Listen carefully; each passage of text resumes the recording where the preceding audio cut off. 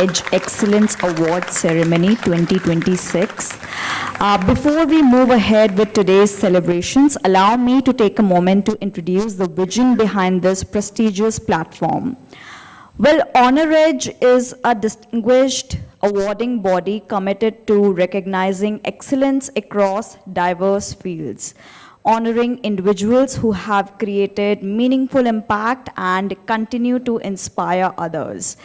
We are proudly registered under MCA, Niti Aayog, MSME, ISO from India, ISO from UK, and the Trust Act, ensuring credibility, transparency, and authenticity in every recognition we confer. At Honor Edge, we believe that recognition should not just be symbolic, it should create real value and long-term impact for our awardees.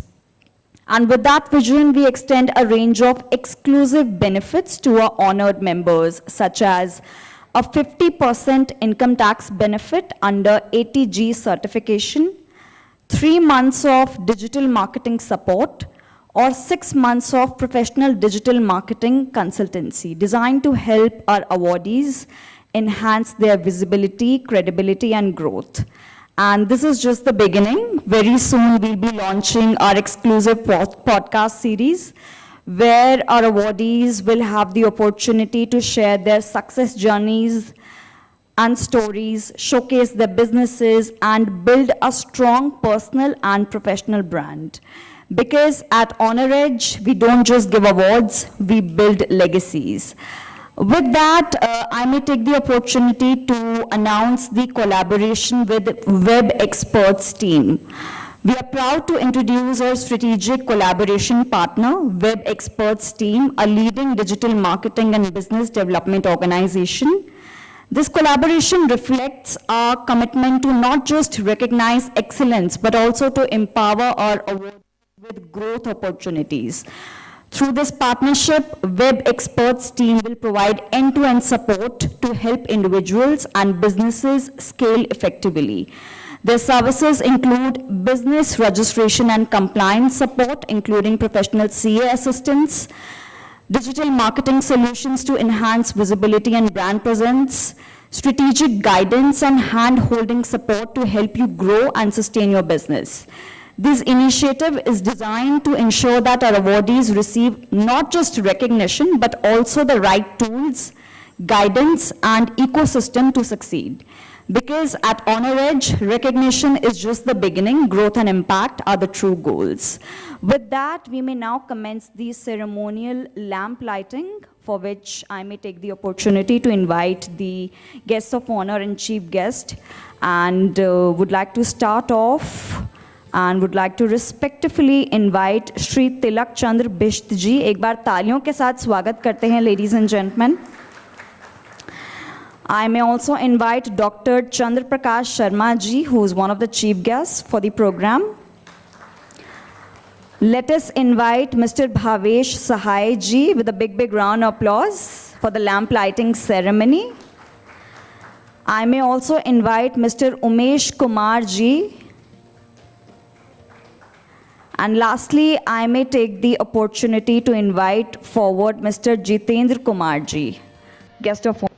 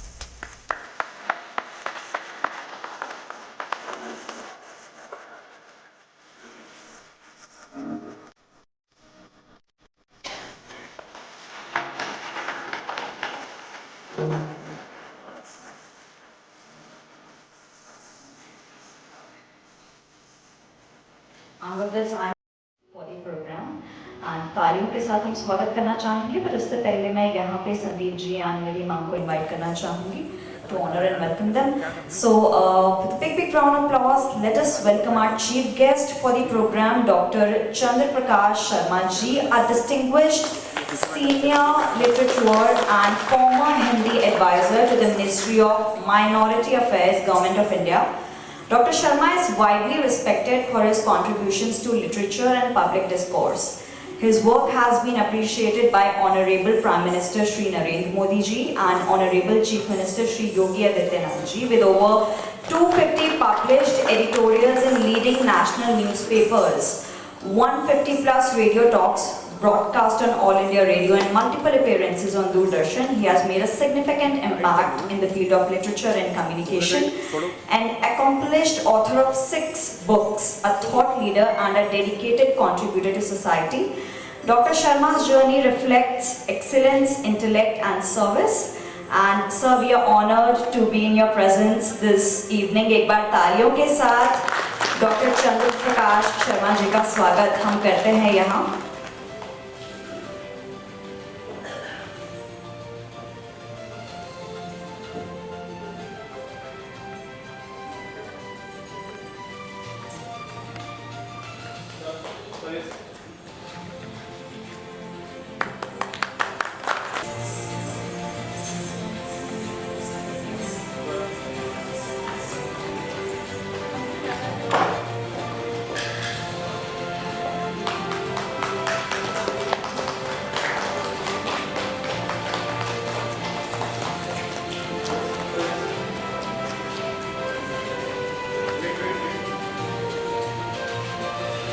अनुरोध करूंगी doctor Chandra Prakash Sharma जी को कि वो 2 शब्दों के माध्यम से यहाँ हम सभी का संबोधन करें।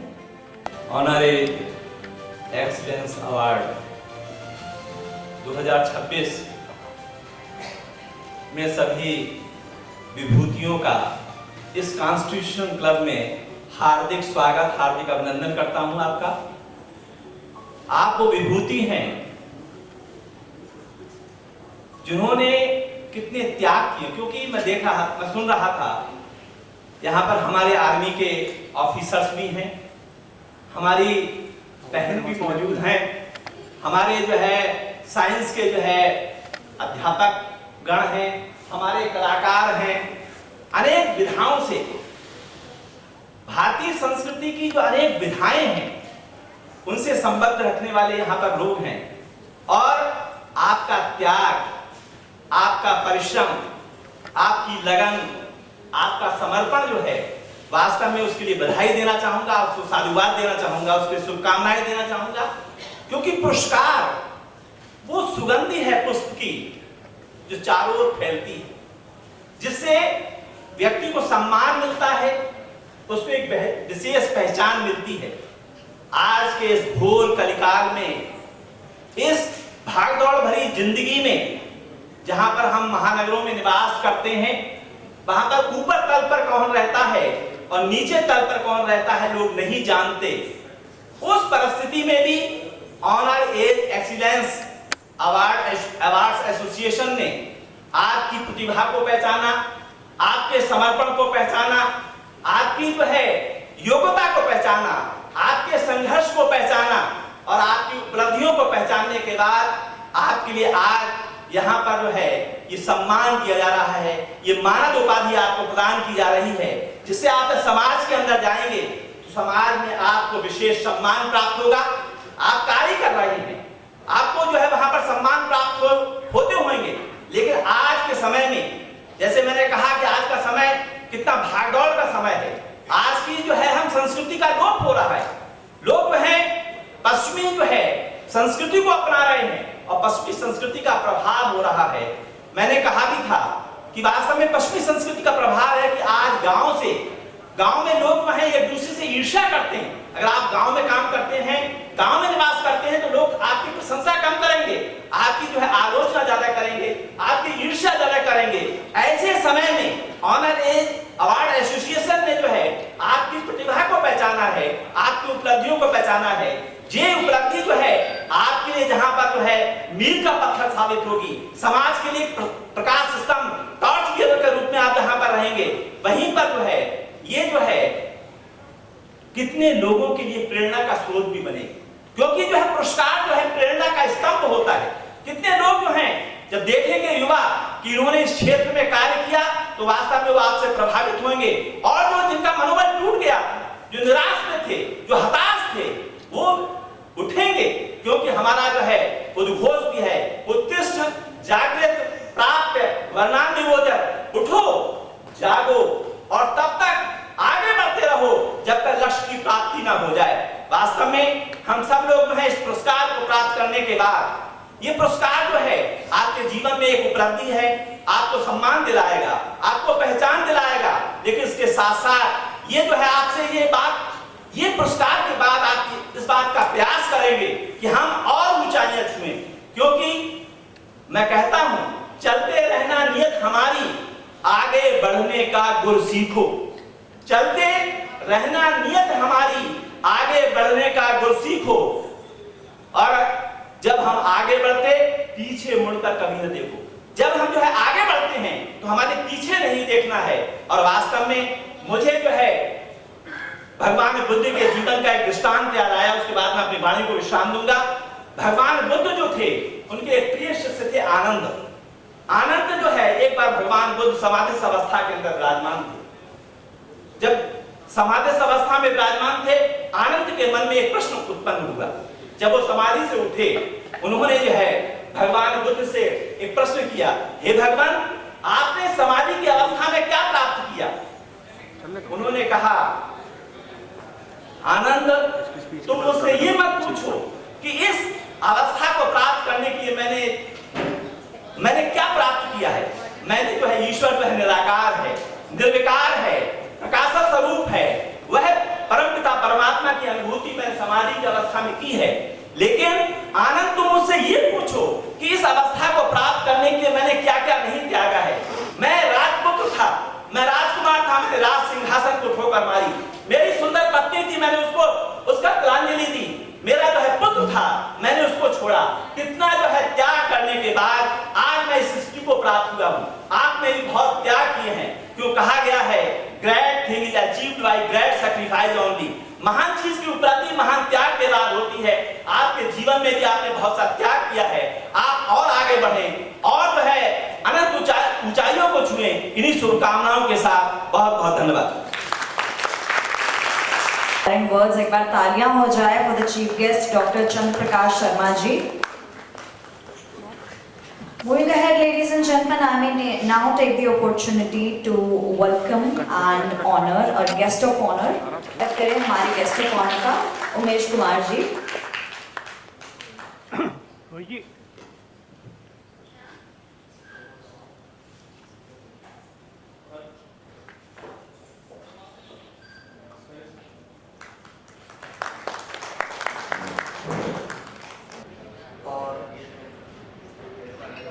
मैं सर उमेश कुमार, मैंने LIC 1992 में ज्वाइन करी और बड़े स्पैन के बाद आज की डेट में मैं सबसे पहले परमेश्वर का धन्यवाद करता हूँ कि उसने मुझे इस ऊंचाई पर छुआ।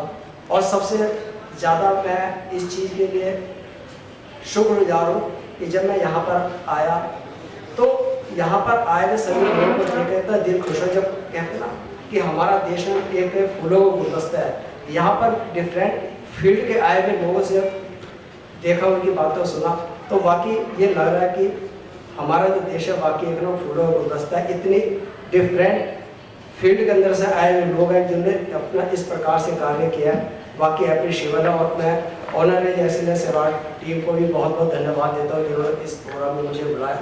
क्योंकि मेरे अजीज़ों, एक्चुअली मैं LIC के बारे में इसके हूँ, तो LIC के बारे में थोड़ा बताना चाहूँ। आज के टाइम में एक्चुअली क्या है कि लोग LIC को एक बड़ा एक इन्वेस्टमेंट पॉइंट ऑफ व्यू से देखते हैं कि LIC में जब लोग कोई पॉलिसी करते हैं, कुछ करते हैं, तो उस कहते हैं इसमें रिटर्न क्या मिलेगा। तो एक छोटी सी उसमें क्लियर करना चाहूँ, LIC एक इन्वेस्टमेंट का माध्यम है। LIC जो रिस्क कवर करने फैक्टर उससे होता है। जब हम कभी भी अपने ऑफिस के अंदर जब कोई डेथ क्लेम होता है या कुछ होता है, जब उसके अंदर जब उस परिवार के अंदर जाते हैं जिसके अंदर किसी का क्लेम होता है, तो तब हमारे को अपना आप को बड़ा प्राउड फील होता है कि एक छोटी छोटी बसें जब एक आदमी पॉलिसी लेता है, जब उसके परिवार के अंदर कोई घटना घटित हो जाती है, जब उसको चेक देते हैं एक बड़ी अमाउंट का, तो तब हमें लगता है कि बाकी जो LIC है ना, वैसे हमें लगता है कि LIC की क्या कार्य कर रही है, पर जो वो चेक जब उनको देते हैं तब उनको लगता है LIC जो है कि वाकई वो कार्य कर रही है जो बाकी लोग नहीं कर पाते होंगे। तो मैं धन्यवाद करता हूँ ऑनरेबल एक्सीलेंस अवार्ड टीम का कि जिन्होंने मुझे मौका दिया इस मंच पर आने के लिए। सबको थैंक यू सो मच। नमस्कार। Words. Now I may request the guest of honor to please join us on stage, ladies and gentlemen. हम सभी यहाँ तालियों के साथ invite करते हैं Mr. भावेश सहाय जी को, who is an accomplished astrologer, numerologist and Vastu consultant with over 21 years of experience since 2004. He has been featured on leading news platforms such as Aaj Tak and India News, where he has shared his expertise and insights. With his deep knowledge and dedication to the field, Mr. Sahai has guided and influenced many through his work, and we may now welcome him to this ceremony with a big round of applause. जोरदार तालियों के साथ हम स्वागत करते हैं Mr. Bhavesh सहाय जी का।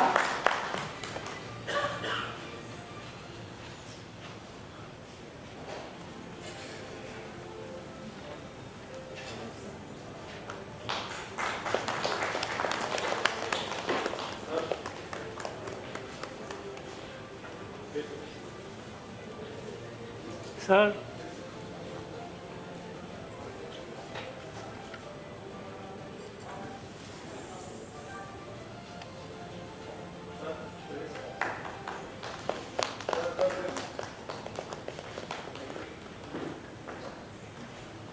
आप सबको मेरा प्रणाम। जितने भी महान विभूतियाँ यहाँ बैठी हुए हैं उन्हें प्रणाम। माता और बहनों को मेरा विशेष प्रणाम। नारी शक्ति सदैव आदरणीय वंदनीय है और रहेगी। जय माँ दुर्गा।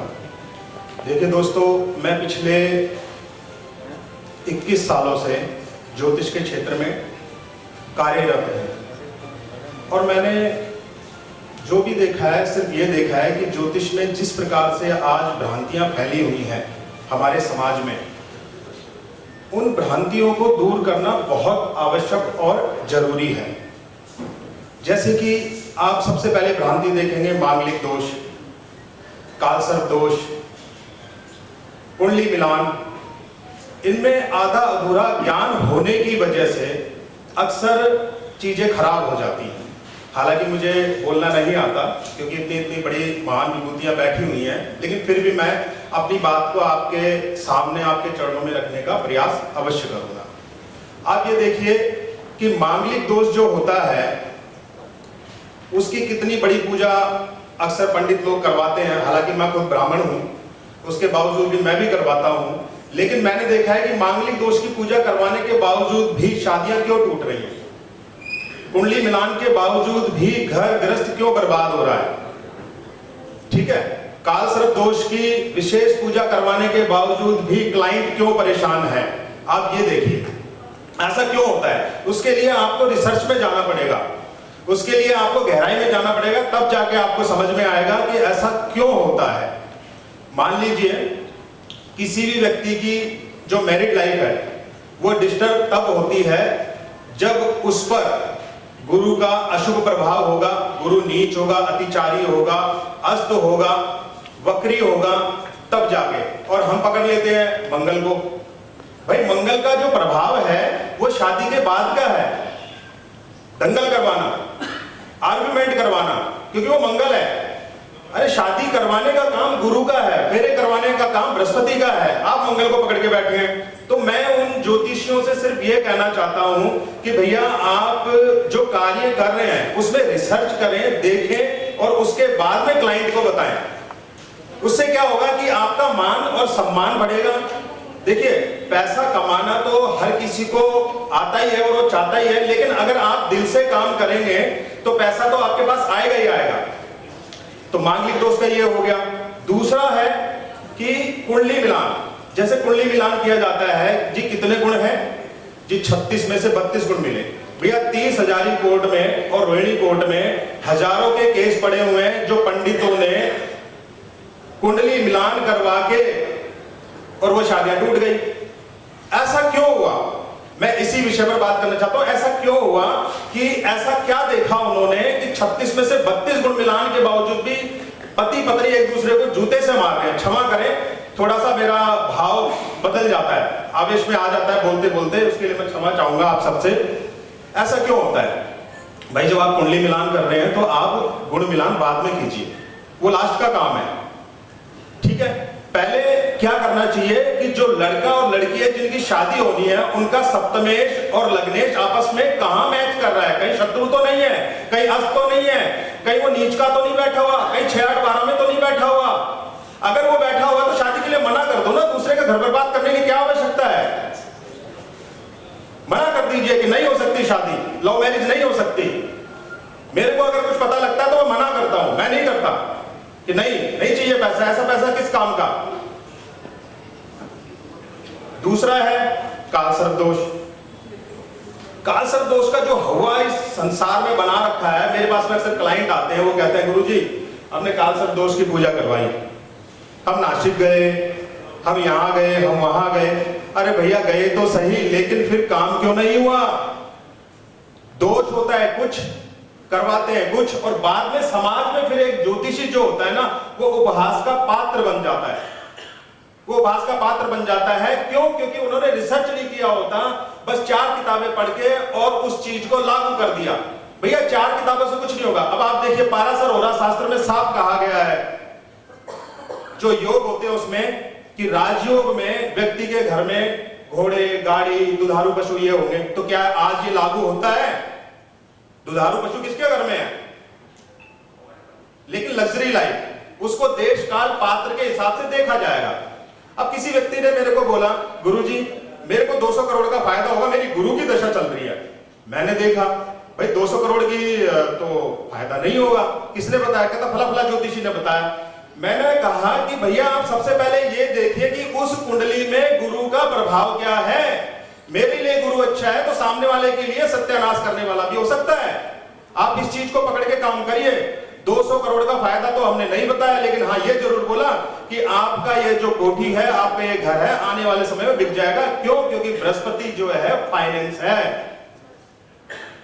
और अगर 6, 8, 12 का स्वामी हो गया बृहस्पति, तो उसकी दशा अंतर्दशा में, नीच की दशा में वो आपको बर्बाद करेगा ही करेगा। तो 200 करोड़ का दोस्तों फायदा नहीं हुआ, 200 करोड़ का फायदा नहीं हुआ, उनका घर बिक गया। तो यहां ये देखने वाली बात है कि जो लिखा हुआ है उससे बिल्कुल विपरीत आपको उन चीजों में जाना पड़ेगा, रिसर्च में जाना पड़ेगा कि क्या कह रही है कुंडली।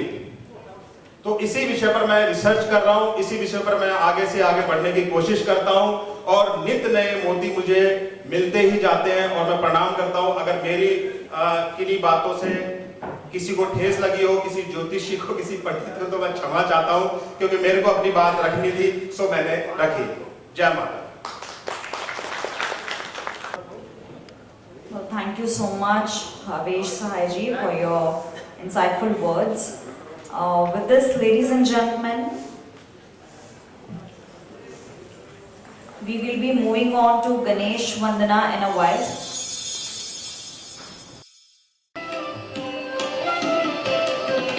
गणपति सुर मुनि वंदे बुद्धि विनाशक गजमुख चतुर्भुज विघ्नहर शुभकर्ण सहाय देवतन सुनदय सिंहारि हृदय ततय ततय ततय ततय सिंहारि हृदय ततय ततय ततय ततय सिंहारि हृदय ततय ततय ततय ततय गणपति सुर मुनि वंदे बुद्धि विनाशक गजमुख चतुर्भुज विघ्नहर शुभकर्ण सहाय देवतन सुनदय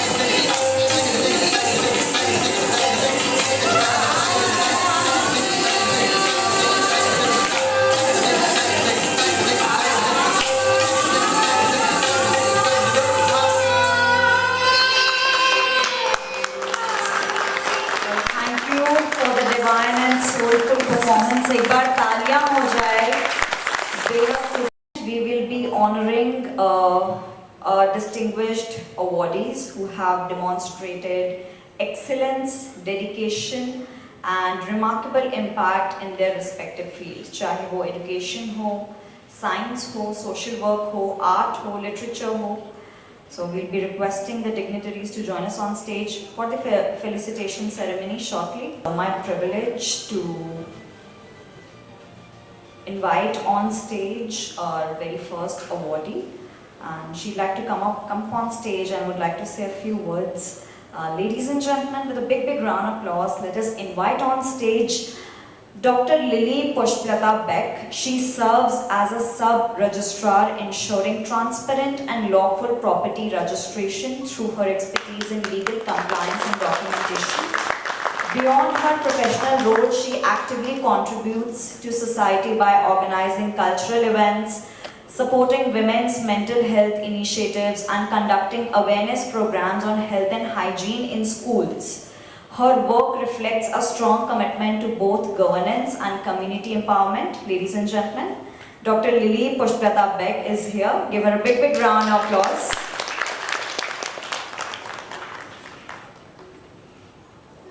Thank you, gentlemen, respected chief guests and mostly director sir जिन्होंने इस ऑर्गेनाइजेशन को स्टार्ट किया हम जैसे महिलाओं के लिए कि एक स्टेज उनको मिल सके ताकि वो हम जो दरवाज़ों से बाहर नहीं आते, जिन किवाड़ों को खोलने की हिम्मत नहीं होती, उन सभी के लिए एक बेस्ट स्टेज है। उनको मैं बहुत धन्यवाद देना चाहती हूँ और मैं अपने ऑलमाइटी गॉड को धन्यवाद देना चाहती हूँ कि उन्होंने मुझे यहाँ तक लेके आए और ये अवसर दिए और हमारी सारी महिलाओं के लिए जो इसमें पार्टिसिपेट कर रही हैं और इस ऑर्गेनाइजेशन में डायरेक्ट इनडायरेक्ट जो भी जुड़े हुए हैं उनके लिए भी मैं थैंकफुल हूँ। और विशेषकर मैं आप सभी को ये बताना चाहती हूँ कि एक जॉब के साथ एक वर्किंग वूमेन जिनको अपॉर्चुनिटीज़ तो मिलती हैं बट कई बार ऐसा होता है कि हम आगे बढ़ते हैं, कोई पीछे से खींचता है कि कहाँ जा रहे हो, वापस आ जाओ, वो आपका स्टेज नहीं है, जितना कर रहे हो उतना काफ़ी है।